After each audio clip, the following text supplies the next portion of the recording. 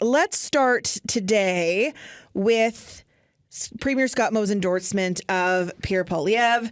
Jeremy, what exactly did Moe say? Yeah, so Moe posted this video of himself in Shelburne, his hometown. You could see the water tower behind him, and he's voting for Pierre Poilievre and the Conservatives. And Moe is saying Shelburne is 3,000 kilometers away from Ottawa, but it's more felt like a million miles away over the past few years, just because he's saying the federal government has turned its back on Saskatchewan. He says Saskatchewan has tried to work with Ottawa, especially on these energy development issues, but Ottawa does not want to play ball there. And so he's saying, vote for Conservatives, vote for Pierre Poilievre, because he's going to put forward these energy policies that will grow our province, develop our industries, create jobs, and make our communities safe. Moe also had to say, Saskatchewan will never be part of the United States, but it's time for Saskatchewan to feel like it's part of Canada. Okay. Murray, it's not shocking that Scott Moe Something less than shocking, yes. is not going to support a Liberal government or Mark Carney.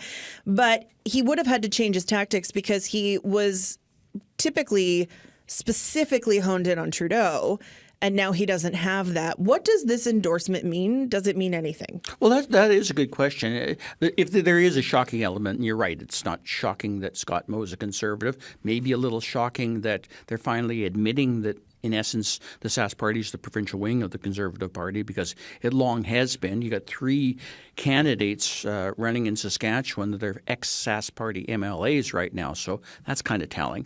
That said, what's more shocking to me is that he's setting himself up for a bad relationship with the next Liberal Prime Minister, which, once again, maybe not shocking given that this is his stock and trade, which is to be fighting with Ottawa. But I don't think it's helpful. This is not what premiers usually do. They usually set partisanship aside, particularly during election campaigns, in both ways, because they do have to work together. I thought that the endorsement wasn't particularly effective because it's preaching to the choir. I don't know who, other than Scott Moe fans, which are Conservatives, would sit back and say, gee, I really am interested or moved by this. I think it was way more interesting that Brad Wall, the former premier, put out a similar video, and I think probably more effective because I think Brad Wall would be better known outside Saskatchewan and maybe better considered outside Saskatchewan than Scott Moe, because he left here with a pretty good reputation as someone who built the province, et cetera, that has allowed us to enjoy the growth, I guess, we have, or at least that's sort of been the narrative. I don't know who is going to basically say, I'm more inclined to vote Conservative because Scott Moe said he is, or said that we have problems with Ottawa because he said that a million times before. So I guess the really interesting question is, what was the motivation for this video?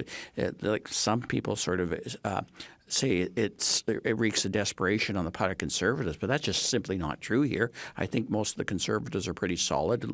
Lord knows what's going to happen in the North, because we never do know. But I think generally speaking, most of the Conservatives, who averaged a 48% win in the last election in terms of popular vote, and none of them finished below 45%. They don't have much to do to win this election, so I don't know really kind of what we're going to accomplish within the province, and I don't know where this takes us outside the province in terms of moving votes elsewhere. Jeremy, let's talk about the Wall endorsement of Pierre Poilievre, because he tried to harken back to 2007 in that endorsement, and also it felt a little like he was taking from Obama in his messaging. Do you want to explain a little bit about the Brad Wall endorsement video? Sure, yeah. So his endorsement video came out yesterday as well, and there was some of that kind of country twang music behind it. He talked about that 2007 election where the Saskatchewan Party won its first mandate in the province. And that mandate, according to Wall, was on hope and not fear. And he's saying right now, Canadians might be feeling a little fearful right now, and they're voting based on fear, based on what Trump has been saying about 51st state, based on all the tariff issues that we've been seeing. And so what Wall is saying is, Liberals have actually created these conditions that we've had for the past 10 years. So it doesn't make sense to vote for them again. So vote on hope. And he's saying Pierre Poilievre is offering that hope through his plan for growth in the province.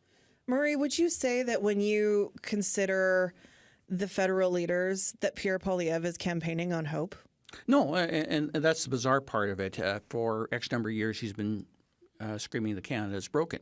And now he's had to change his tactics because of the trade war and everything else. And the carbon tax And the is carbon gone. tax, and which he preferred to be campaigning on. But the problem is I think many Canadians, particularly outside this province, see him to be a little too much like Donald Trump in style and such. I don't know if that's necessarily a fair characterization of Pierre Poilievre, but that's certainly the characterization.